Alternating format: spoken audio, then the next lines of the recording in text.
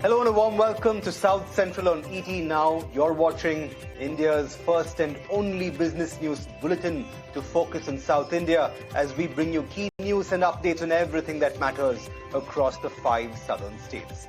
My name is Jude Sanith and these are the top headlines we're tracking at this hour. Hero MotoCorp finalizes a mammoth investment in Andhra Pradesh. The company announces a $336 million outlay across the state to enhance its manufacturing, logistics and electric capabilities. An FIR has been registered against 5 caregivers at a Capgemini daycare facility in Bengaluru over allegations of child abuse. The company announces a temporary closure of the centre amid the ongoing controversy.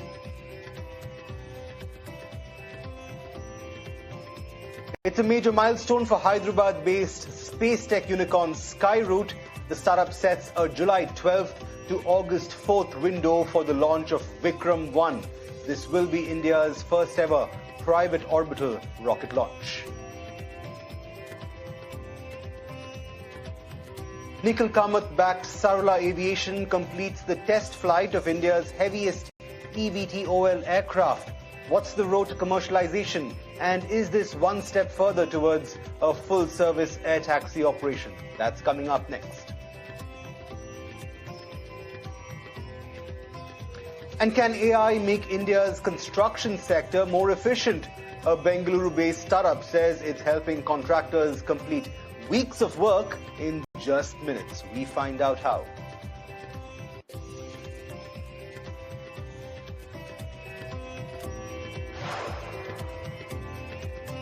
On to our top story first. An Indian aerospace startup is claiming a major milestone in the country's electric aviation journey. Bengaluru-based Sarla Aviation says it has successfully completed a flight test campaign for Scylla.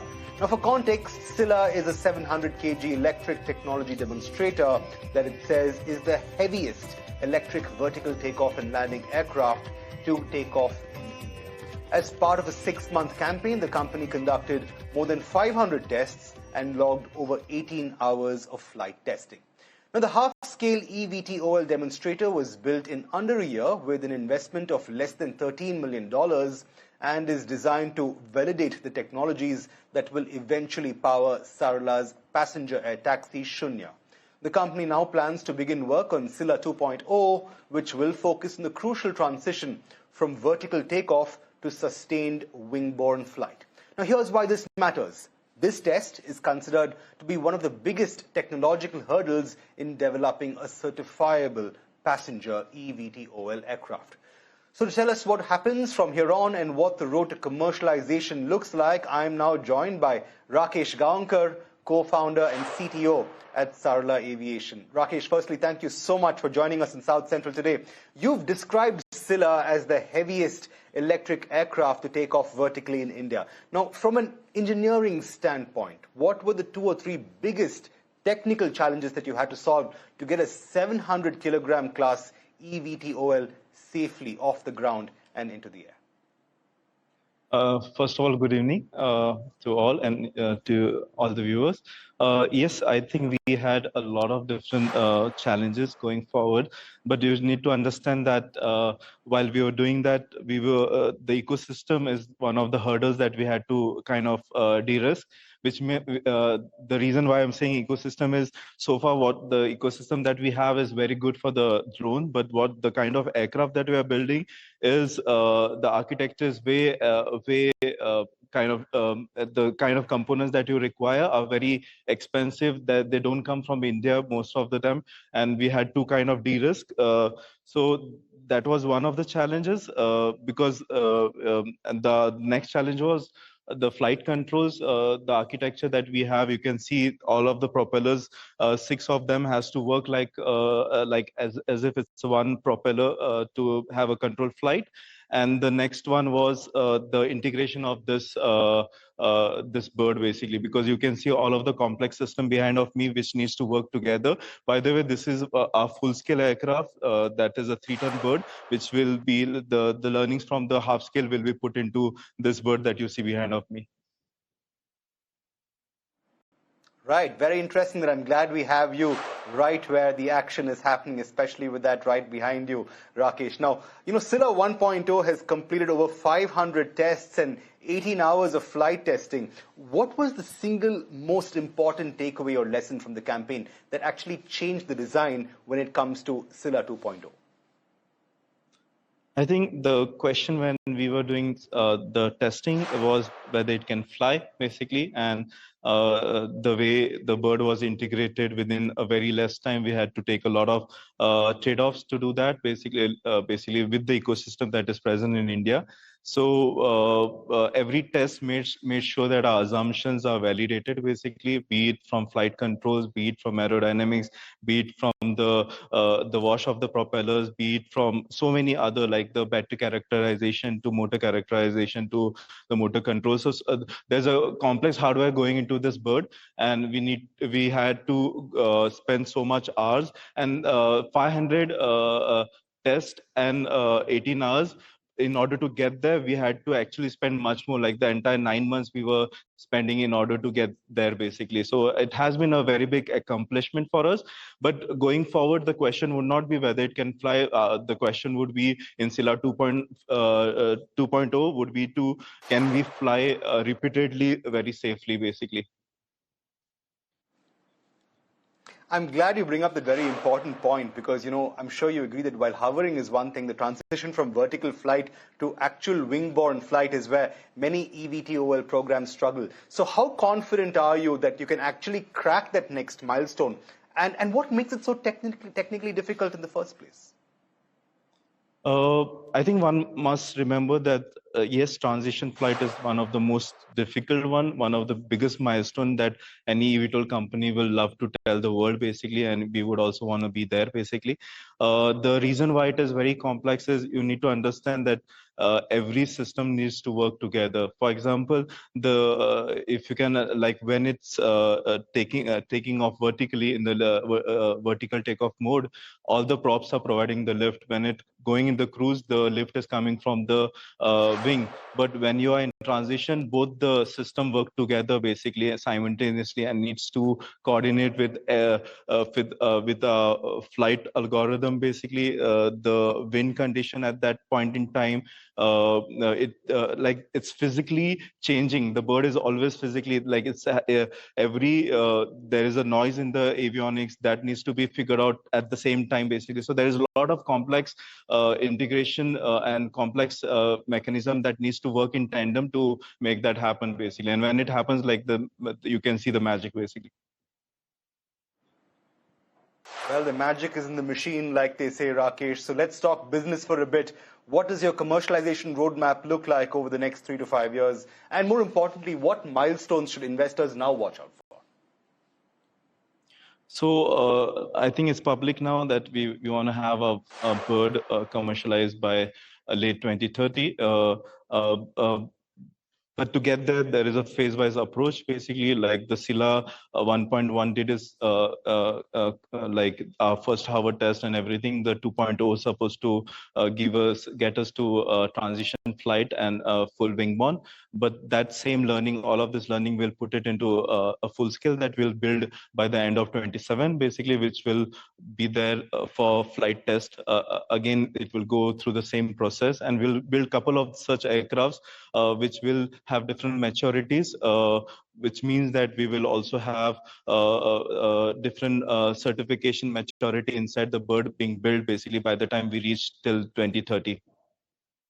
And I just would like to also add that this bird will have multiple different use case also, which meant that we would have to consider all of those requirements also. So starting with the commercial operation of ferrying people from one point to another, but then later we would also want to have it as a emergency ambulance, a flying ambulance as well. And then later the cargo requirements, we would also want to ferry almost a ton of cargo from a different point. And then also there are defense application as well that we are exploring. So all of this we would have to take into consideration, but we'll go step by step approach. Right, but very quickly before we end, I'm sure you'll agree with me that regulations are a whole other kettle of fish. And the fact is that India still lacks the regulatory framework and infrastructure for urban air mobility at scale. So how closely are you working with regulators, airports, state governments even perhaps? And what needs to happen before an eVTOL business can actually become commercially viable? Yeah, you're absolutely right. Regulation is one of the key aspects that we would have to, especially, the best part of we being the second mover is that all of the hard work is already being done globally. I mean, most of the other legacy eVTOL, they had started 10 years back, so all the frameworks are there. When it comes to India, DGCA is not that far away. I think they have released all their drafts, be it from the certification framework to be it from the vertiport framework to pilot training, and so there's enough work. We in fact also part of those working groups where we also giving our inputs, giving our experience, sharing our experience, and also making sure that the test results that we are getting, we are sharing with them basically, right? And then that's how we're going to de-risk. But also I just want to add one word that I still remember when we met Civil Aviation Minister Raman Naidu basically, and in his own word, if I might say, instead of becoming a regulator, they would love to become an accelerator. So that's actually a very it actually boosts our confidence when we hear that. Well, I completely agree. There's a huge boost of positivity and confidence there, from regulating to enabling or perhaps even accelerating. On that note, let's hope that sky taxis take to the air rather soon. Thank you so very much for joining us and breaking down some of those insights on that very important milestone for you. Thank you very much, Rakesh, for joining us on South. Thank you all. Thank you. From aviation to space tech next, Hyderabad-based space tech startup Skyroot Aerospace has opened the launch window for the maiden test flight of Vikram 1. That's India's first privately developed orbital-class rocket. Now, the launch is targeted no earlier than June 12th from Sriharikota, with the window extending all the way up to August the 4th, thereby marking a landmark moment for India's private space sector. Meanwhile, Andhra Pradesh has landed yet another major manufacturing investment. Hero MotoCorp will invest 3,200 crore rupees in the state over the next 3 to 5 years to expand its Tirupati operations. The investment will boost production capacity, set up a new global parts center, strengthen the company's EV footprint, and is expected to create a mammoth 4,000 jobs in the state.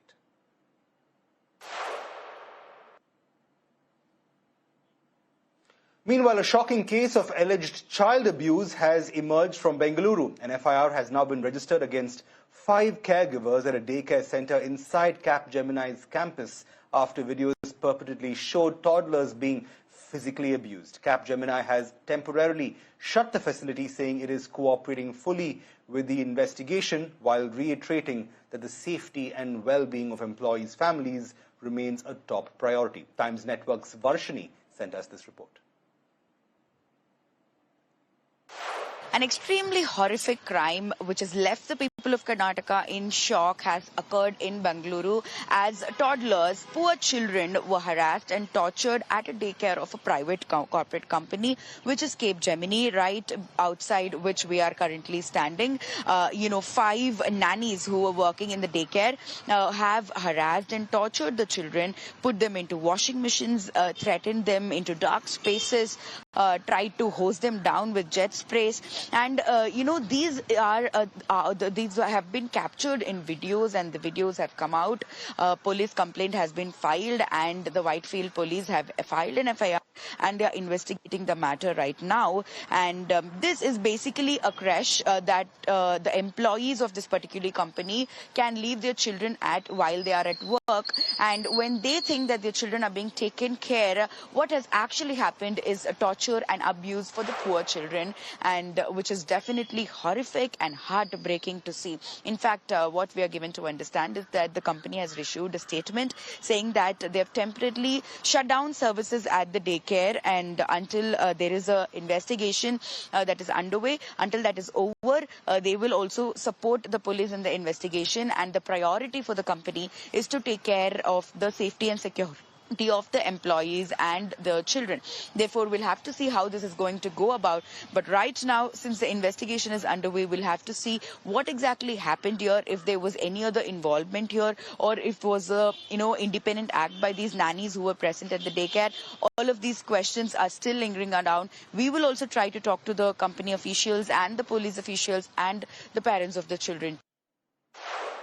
With that, we'll slip into a short break, but South Central is up again on the other side of these messages. Keep staying tuned.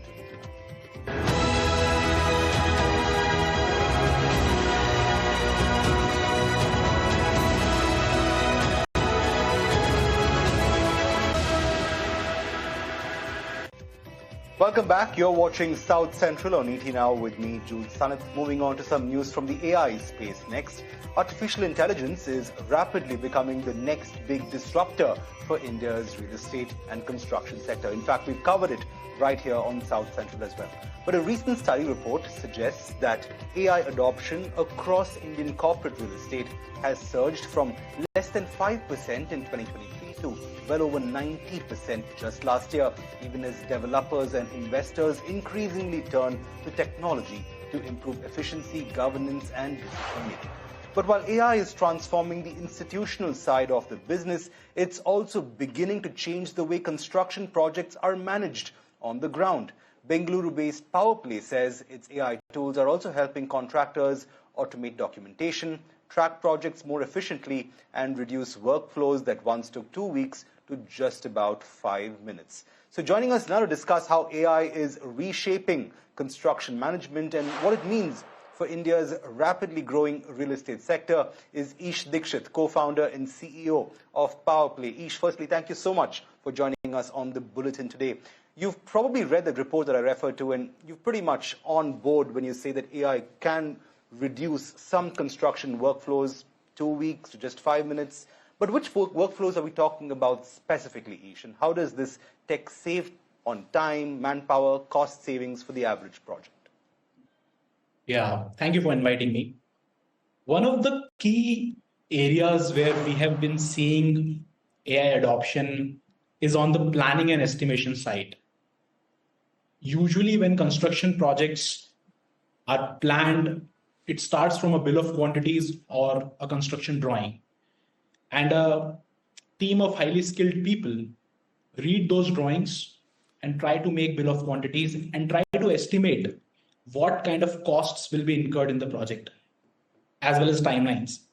Now, this part, AI is able to learn and do pretty fast, especially because the AI has become multimodal, which means it's able to read text, analyze text. It's also able to read images and analyze images. So what's happening is the AI is able to look at the drawings, the construction drawings, the blueprints, and is able to extract the measurements, and then basis the company's data, it's able to map what would it cost to execute this project and what time would it take. Now, basis this, companies are able to take decisions on whether they could pick up the projects or not. Right. So let's talk about where things were to where they are today. See, construction has traditionally relied on WhatsApp groups, even Excel sheets, manual registers, so on and so forth, to actually get operations up and running on the ground. What's been the biggest hurdle in convincing these contractors to now embrace AI-driven digital workflows? And what percentage of your customers are now actively using AI? So I would say AI is actually helping the adoption, because earlier the challenge was that you had to, while operating on construction sites, you have to put all that information which is on the site to a system of record or an ERP system, so to say. And that information has to go in some structure. But AI does not need that structure. AI can just consume your unstructured inputs, for example, your bill of quantities, your schedules, your drawings, or your, let's say, WhatsApp messages, and is able to make sense of it and give you a report which tells you about the progress update or your budget reports. So essentially, I would say it's actually helping customers onboard quickly to a system of record in an ERP. And today, nearly all our customers are able to take benefit of the AI features, especially on the setup side, because this takes good amount of effort to bring a customer on a system, which is now happening through the setup agent of power play. Right. So let's talk about power play for a bit then. South India accounts for the largest share of your business today, and at least that's what the numbers say. Can you break down your business across Karnataka, Telangana, Tamil Nadu, and Kerala? Which of these markets are growing the fastest in terms of revenue as well as overall customer growth? So we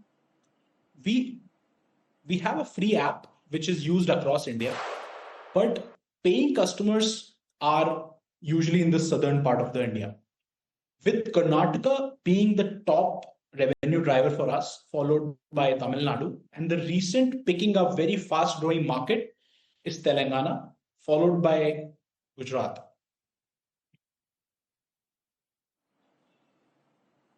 Right. So beyond saving time itself, what other measurable business outcomes are your customers actually seeing on the ground? And what kind of impact is this having in terms of project delays, cost savings, payment cycles, and profitability? How are all these metrics essentially changing post-AI adoption?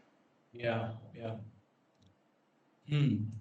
So see, saving time, I don't think saving time is the most important metric for a business. I think the most important metric that our customers track while using our product is predictable cash flows, because cash flow is a big problem in a construction project. And because of the AI features and also the system of record that we have, they are exactly able to know how much the project would cost, and according to the progress, how much they have already incurred. Now that makes sure, that enables them so that they're able to track, okay, this was my supposed cash flow, but I have done more or less, and this is the reason why, which used to take a lot of time for them to understand, because the data was in silos and there was no AI trying to predict if it's going on time, in budget or not. So I would say predictable cash flows and faster collections is something that our customers use Power Play for and have seen an measurable impact. Right. So let's stay with that then for a bit. Predictive analytics, cost estimation, risk management, these are tangible gains that customers have been seeing by way of these AI tools itself. But what is the extent of the factor of these gains that customers have seen from these newer AI-led capabilities thanks to the adoption itself? Yeah, so I can take an example here, but more or less, we have realized that customers who have a lot of data on the system, the AI is able to run predictive analytics and tell them about the risks in the project when it comes to budget or timeline. Now, recently we onboarded a customer in just 6 months of using Power Play and its AI features. That company was able to save roughly 2.5 crores of inventory lying across different warehouses and sites, which actually needed multiple people to team up together, and they saved a lot of costs when it comes to procurement. Now, basically making sure this data comes up and then someone analyzes it and says, okay, this SKU is available there, this SKU is available there, takes a lot of time. Now, when the AI system is able to get all this information, it is running this logic every time, and it's able to pop up where efficiency can be brought. Now, this is a beta thing that we have launched, and it's working pretty fine for the top guys. Right. I think we'll be pretty soon expanding it to the entire base. Right. Well, the absolute magic, like they say, is simply the fact that AI can be used to change the very face of an industry like construction itself. On that note, thank you so much for speaking with us, and thank you for breaking down some of these insights in how AI is changing the very face of construction and project management. Great speaking with you. Thank you. Great speaking. Thank you. Moving on. HSBC is significantly expanding its India footprint. The global banking major has pre-leased over 1.2 million square feet of office space at Prestige Group's upcoming commercial project on Bengaluru's Outer Ring Road. Now, the 20-plus year lease, estimated at about 3,000 crore rupees, is among India's biggest office leasing deals this year. The new campus, expected to be ready by October 2027, will become HSBC's largest campus in India, therefore reinforcing Bengaluru's position as a global hub for technology. And staying with Bengaluru, in a first for a state-run bus operator, the city's BMTC is all set to introduce audio advertisements on its buses as it looks to boost non-fare revenue. Ads would be played between On-board stop announcements with the move aimed at easing financial pressure from rising costs and pending government reimbursements under the Shakti scheme.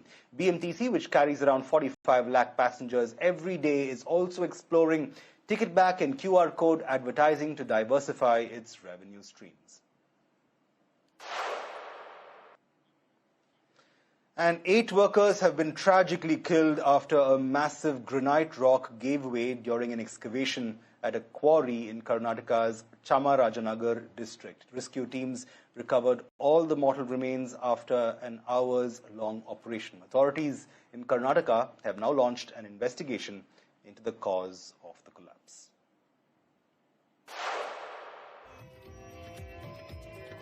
And with that, it's a wrap on the bulletin today. Thanks so much for watching. South Central will be back tomorrow, same time, same place, with more news and updates from South India. For the moment, it's good.